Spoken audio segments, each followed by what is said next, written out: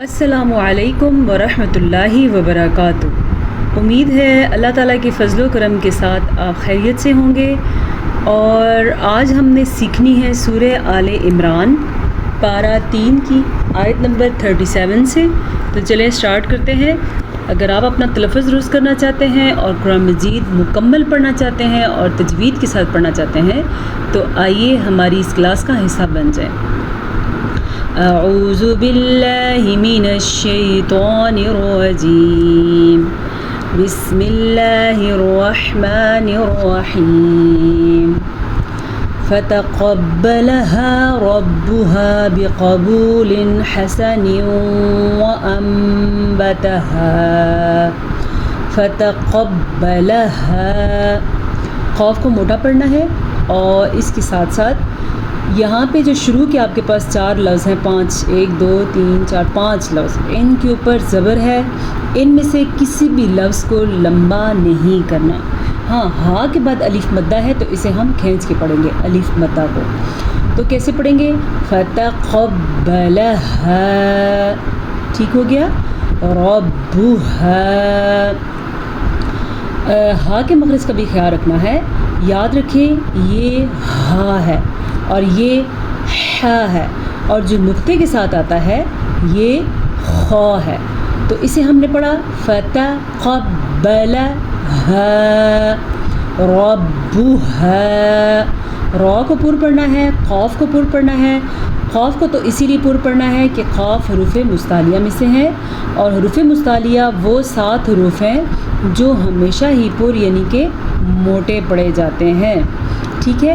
لیکن را کو ہم نے تب پر پڑھنا ہے کیونکہ را کے اوپر زبر ہے۔ بقبول حسن وانبتها، اکثر لوگ پڑھتے ہیں بی قبول، یہ غلط ہے۔ بی واضح بی اس سے زیادہ لمبا ہوگا تو لفظ کھڑی زبر کی طرف چلا جائے گا۔ بقبول، یہ واو مدہ ہے۔ تجوید کا قاعدہ یہاں پہ اظہار کا قاعدہ ہو رہا ہے، یہاں پہ ادغام کا قاعدہ ہو رہا ہے، اور یہاں پہ تجوید کا قاعدہ اقلاب کا قاعدہ ہو رہا ہے۔ چلیں ہم اس کو بہت آسان طریقے سے سمجھتے ہیں۔ سب سے پہلے تو آپ نے اپنے ذہن میں ایک چیز رکھ لینی ہے کہ نون ساکن اور تا ساکن یہ 2 ایسی چیزیں ہیں جس کو تجوید میں بہت اہمیت حاصل ہے۔ نون ساکن جب نون کے اوپر ساکن ہو، تنوین، نون تنوین جب کسی بھی حرف کے اوپر 2 زبر 2 زیر 2 پیش ہوں تو اسے نون تنوین کہتے ہیں، ٹھیک ہو گیا؟ یہ ہمارے پاس کیا ہے؟ نون تنوین۔ یہ ہمارے پاس کیا ہے؟ نون تنوین۔ یہ ہمارے پاس کیا ہے؟ نون ساکن۔ یہ نون تنوین ہے، یہ نون تنوین ہے۔ سمجھ آ گیا آپ کو؟ تنوین اس لیے کہتے ہیں، نون تنوین اس لیے کہتے ہیں کہ جب ہم پڑھتے ہیں نباتن، نون کی آواز آ گئی۔ ہم نے پڑھا بقبول، نون کی آواز آ گئی۔ تو نون ساکن یا نون تنوین کے بعد حروف حلقی میں سے کوئی حرف آ جائے تو نون ساکن یا نون تنوین کو ظاہر کر کے پڑھتے ہیں اور بغیر غننے کے پڑھتے ہیں، اسے کہتے ہیں اظہار کا قاعدہ۔ اب حروف حلقی کون سے حروف ہیں؟ 6 وہ والے حروف جو حلق سے نکلتے ہیں، ٹھیک ہے؟ حلق سے کون کون سے حروف نکلتے ہیں؟ حمزہ ہا، عین حا، غین خا، یہ وہ حروف ہیں جو حلق سے نکلتے ہیں، انہیں حروف حلقی کہتے ہیں۔ تو یہاں پہ حروف حلقی میں سے ہا ہے ہمارے پاس، اس لیے ہم نے یہاں پہ اظہار کا قاعدہ کیا۔ اس کے علاوہ آگے جو قاعدہ آ رہا ہے ادغام بالغنہ کا قاعدہ، یہ اس طریقے سے ہوگا جب کبھی نون ساکن کے بعد یا تنوین کے بعد یا میم واو نون ان چاروں میں سے کوئی سا بھی ایک حرف آ جائے، یا میم واو نون کو اکٹھا کریں گے تو یمون بنتا ہے۔ یہاں پہ ہمارے پاس یمون میں سے واو ہے، تو پھر تنوین کے بعد اگر واو آ گیا تو یہاں پہ ادغام بالغنہ کا قاعدہ ہو رہا ہے۔ اس کا مطلب یہ ہوتا ہے کہ ہم ان دونوں کو آپس میں ملائیں گے، ادغام ہو گیا بالغنہ، غنے کے ساتھ ملائیں گے۔ تو ہم اسے کیسے پڑھیں گے؟ حسن وانبتها۔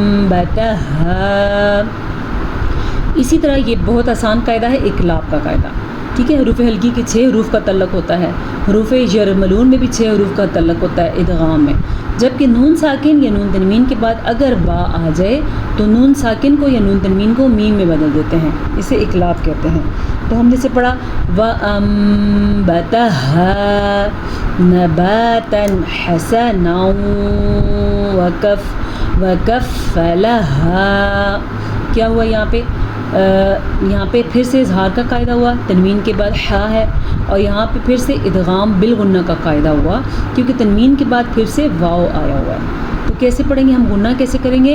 نباتاً حسنا. یہاں پہ تو میں نے غنہ کیا ہے، یہاں پہ غنہ نہیں کرنا کیونکہ اظہار میں غنہ نہیں ہوتا. وَكَفَّلَهَا زَكَرِيَّا. وقف کریں گے تو پورا یا مدہ الف مدہ کے ساتھ وقف ہوگا. ٹھیک ہے، پورا پڑھیں گے. زَكَرِيَّا كُلَّمَا دَخَلَ خا کو پر پڑھنا ہے کیونکہ خا ان 7 حروف میں شامل ہے جو ہمیشہ ہی پر پڑھے جاتے ہیں. كُلَّمَا دَخَلَ عَلَيْهَا. عین کے مخرج کا دھیان رکھنا ہے آپ نے، اور ہا کے مخرج کا بھی دھیان رکھنا ہے. ہا کے بعد الف مدہ ہے تو الف مدہ کو ہم کھینچ کے پڑھیں گے. عَلَيْهَا زَكَرِيَّا. ٹھیک ہو گیا؟ پھر سے زکریہ نہیں، آگے جوڑا ہے زکریجل. زا جو ہے سختی سے پڑھے جانے والا حروف ہے. زا کو کبھی بھی نرمی سے نہیں پڑھتے. زال ایسا لفظ ہے جو نرمی سے پڑھا جاتا ہے. زکریجل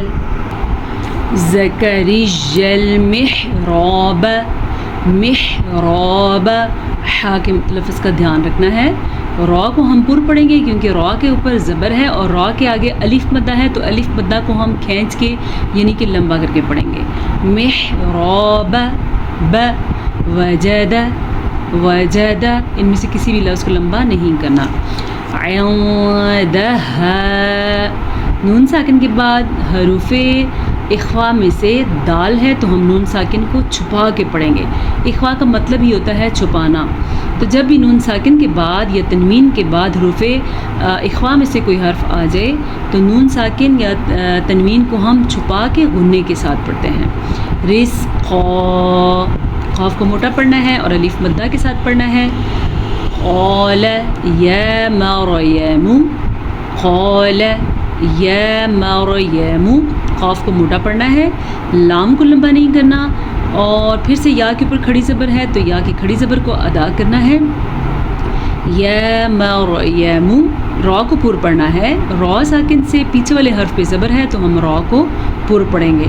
اس کے علاوہ یا زبر یا میم پیش منہ ان میں سے کسی بھی لفظ کو لمبا نہیں کرنا سوائے کھڑی زبر کے. یا مریم انا. اب بعض لوگ کیا کرتے ہیں، غنہ تو ادا کرتے ہیں پھر کھڑی زبر کو کھا جاتے ہیں، یعنی کہ انا ایسے پڑھ لیتے ہیں، غلط ہے.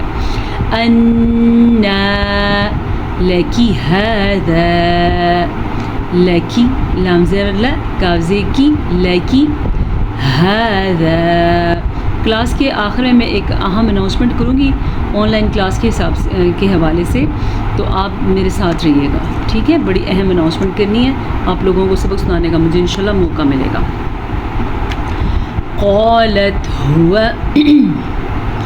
قالت قاف کو موٹا پڑھنا ہے.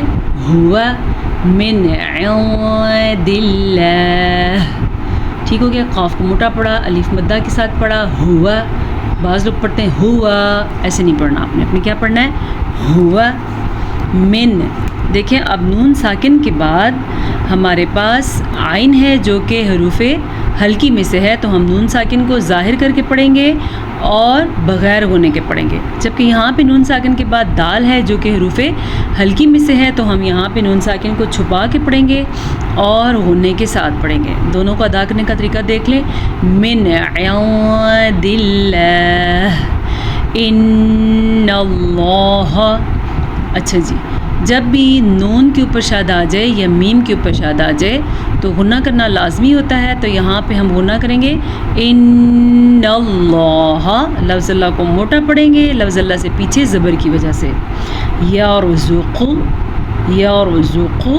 را ساکن سے پیچھے والے حرف پہ زبر ہے تو را ساکن کو پر پڑھیں گے، اور زاپزو قاف پشقو ان دونوں کو لمبا نہیں کریں گے کیونکہ ان دونوں کے اوپر پیش ہے، الٹا پیش نہیں ہے، نہ ہی واو مدہ ہے. يرزق من يشاء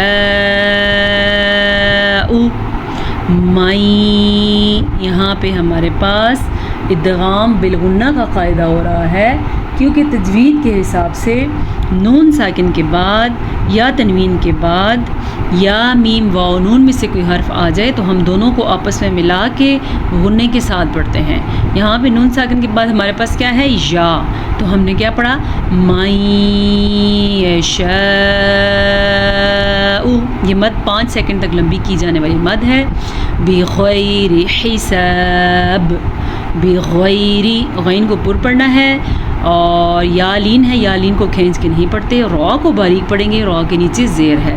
بغیر حساب، ہنالک دعا زکریا، ہنالک، کسی بھی لفظ کو لمبا نہیں کریں گے سوائے الف مدہ کے، دعا، دال زبر دا، عین زبر الف آ، دعا زکریا الف مدہ کے ساتھ، ربہ، قال رب هب لی، ربہ، ہاں وقف کی وجہ سے حلق سے پڑھا جائے گا، حلق کے آخری حصے کی وجہ سے، لیکن مس نہیں کر سکتے، ربہ، ٹھیک ہے۔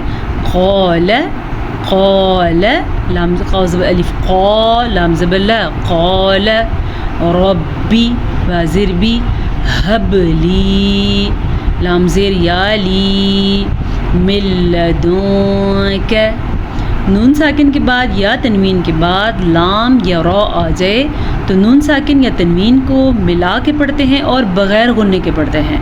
آپ نے پیچھے جو پڑھا تھا وہ ادغام بالغنہ تھا، یہ ادغام بلا غنہ ہے۔ وہ والا ادغام یا میم واو نون کے ساتھ ہو رہا تھا، یہ لام یا را کے ساتھ ہوتا ہے لیکن بغیر غنے کے ہوتا ہے۔ اب ہم نے ان دونوں کو آپس میں ملایا لیکن نون بیچ میں سے نکل گیا۔ من لدنک، ادھر اخفاء کا قاعدہ ہو رہا ہے۔ ذریۃ طیبہ، پھر سے اخفاء کا قاعدہ ہو رہا ہے، کیونکہ تنوین کے بعد طوا ہے جو کہ حروف اخفاء میں سے ہے، تو ہم تنوین کو چھپا کے پڑھیں گے اور غنے کے ساتھ پڑھیں گے۔ ذریۃ طیبہ، انک سمیع الدعاء، انک، نون کے غنے کو ادا کریں گے اور کسی بھی لفظ کو لمبا نہیں کریں گے کیونکہ حمزہ زیر نون، ان، نون زبر نا، ان، کاف زبر کا، انک سمیع الدعاء، فنادته الملائکۃ، فا زبر فا، نون زبر الف نا، فنادته الملائکۃ، پھر سے میم زبر ما، اس کو لمبا نہیں کیا ہم نے، حمزہ سے ای، ہم نے اسے بھی لمبا نہیں کیا، کاف زبر کا، اسے بھی لمبا نہیں کیا، تا پشتو، حتیٰ کہ ہم نے کسی بھی لفظ کو لمبا نہیں کیا سوائے اس کھڑی زبر اور مد کے۔ یہ 5 سیکنڈ تک ہم نے مد لمبی کرنی ہے، یہ بڑی مد کہلائی جاتی ہے۔ فنادته الملائکۃ وہو، واو زبر وا، ہا پیش ہو، وہو، واو زبر وا، وہو قائم یصلی، قائم یصلی، مد کو خوب سارا کھینچ کے پڑھنا ہے، 5 سیکنڈ تک کھینچ کے پڑھنا ہے۔ اچھا بعض لوگ کیا کرتے ہیں، حمزہ کو عین کی آواز دے دیتے ہیں جیسے کہ لکھا ہوا ہے ایموئی، اور بعض لوگ کیا پڑھتے ہیں قائی کر لیتے ہیں، یہ غلط ہے۔ ہم نے کیا پڑھنا ہے، قائم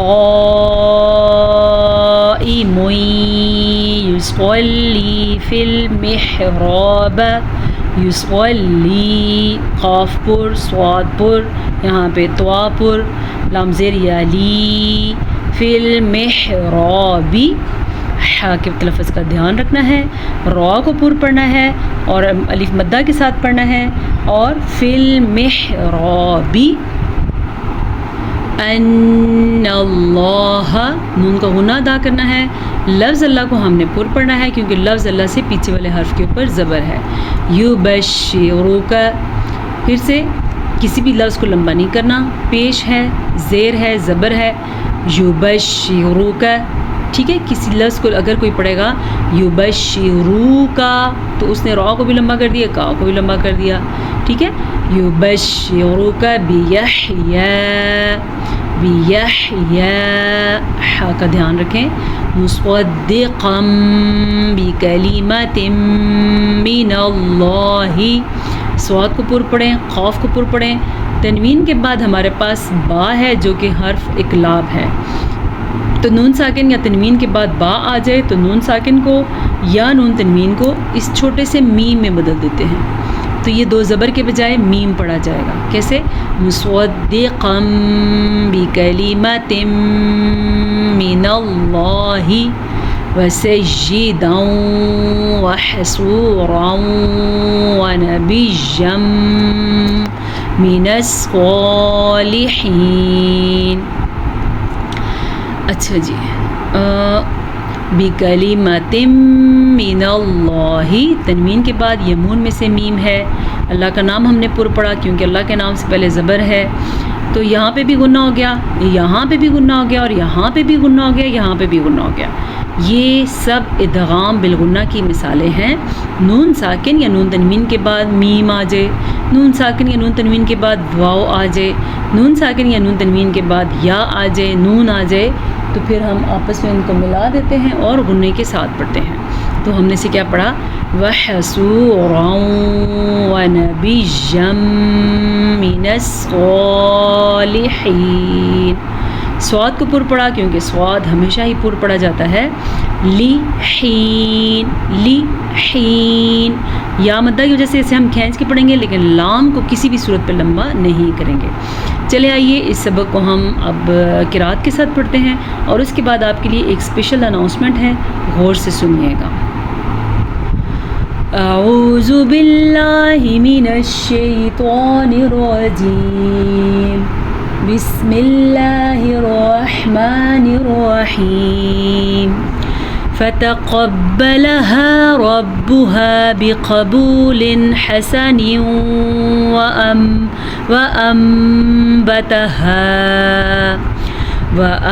وأنبتها نباتا حسنا وكفلها زكريا كلما دخل عليها زكريا المحراب وجد عندها رزقا قال يا مريم أنى لك هذا قالت هو من عند الله إن الله يرزق من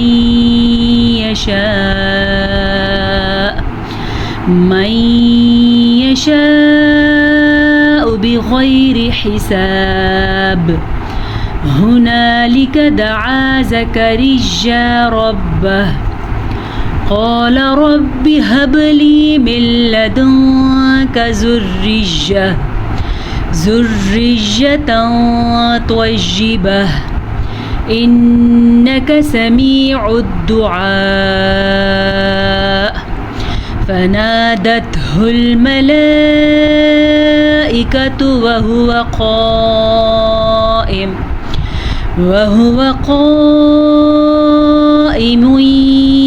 يصلي في المحراب أن الله يبشرك بيحيى مصدقا بكلمة من الله وسيدا وحسورا ونبيا من الصالحين. صدق اللہ مولانا العظیم. امید ہے آج کے سبق سے آپ کو خاطر خواہ فائدہ ہوا ہوگا. اناؤنسمنٹ میں نے یہ کرنی تھی کہ آپ لوگوں میں سے جو لوگ قرآن سنانے میں انٹرسٹڈ ہوں ان کے لیے میں ایک گروپ بنا رہی ہوں واٹس ایپ پہ, اور اس گروپ سے یہ ہوگا کہ آپ لوگ اپنے نام وائس نوٹ کے ساتھ اپنا نام میرے پاس نوٹ کروائیں گے، اور ڈیلی سارے بچے اس میں وائس نوٹ کے ذریعے سبق سنائیں گے، اور پھر میں بعد میں آپ لوگوں کی غلطیاں نکالوں گی۔ یہ سسٹم بھی ہو سکتا ہے۔ اس کے علاوہ ایک اور طریقہ بھی ہے کہ ایک دن میں ایک سبق سنائے اور میں اس کا سبق سن کے غلطیاں نکالوں اور باقی لوگ اس سے فائدہ اٹھائیں۔ دیکھتے ہیں، گروپ تو ہم بنا رہے ہیں، انشاءاللہ اچھے سے اچھی ترتیب اس میں کریں گے، کیونکہ بہت سارے لوگ مجھ سے کانٹیکٹ کرتے ہیں تو الگ الگ سننا میرے لیے پاسبل نہیں ہوتا، بہت سارے اپنے معاملات بھی ہیں، ویسے میں آن لائن کلاسز بھی لیتی ہوں تو پھر میرے لیے تھوڑا مشکل ہو جاتا ہے۔ تو میں سوچ رہی ہوں کہ اس طریقے سے جس کو دل کرے گا سبق سنانے کا، ان کو ضرور موقع ملے گا مجھے سبق سنانے کا، اور یہ بالکل فری آف کاسٹ ہوگا، اس کی کوئی فیس نہیں ہے، یہ فری سبیل اللہ ہے۔ بس میری خواہش یہ ہے کہ جو لوگ میرے سے فائدہ اٹھانا چاہتے ہیں وہ ضرور اٹھائیں۔ اجازت دیجیے، السلام علیکم ورحمۃ اللہ وبرکاتہ۔